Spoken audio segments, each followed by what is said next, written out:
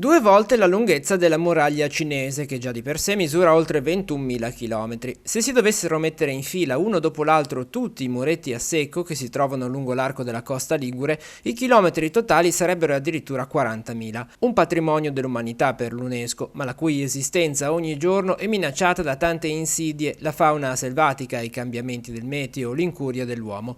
Per questo parte proprio dal Tiguglio il progetto Terrazza Olivetata nel Levante Ligure, che mira alla tutela di questo presidio ambientale. A Sestri Levante, nell'ambito delle iniziative per la manifestazione Pane e Olio, c'è stata la firma del protocollo d'intesa del progetto alla presenza dei rappresentanti della regione. Prevede una fascia olivetata che va da Ventimiglia alla Spezia, a Sarzana. All'interno di questa fascia produrre delle attività come dei sentieri, riprendere in mano la situazione dei muretti a secco, magari con dei sistemi un pochettino più innovativi, però riprendere questo terrazzamento, fare in modo che vengano meno distrutti dagli animali selvatici che circolano.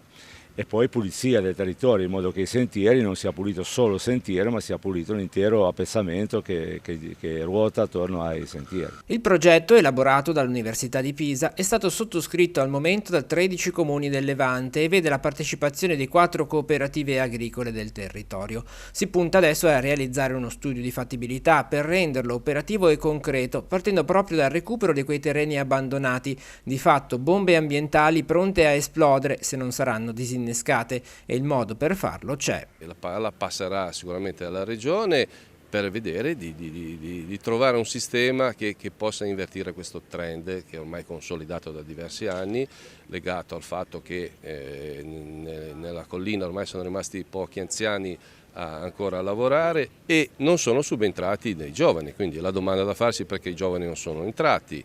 Non credo perché non abbiano voglia di lavorare, semplicemente perché evidentemente non ci sono le opportunità per loro di iniziare un'attività in questo senso.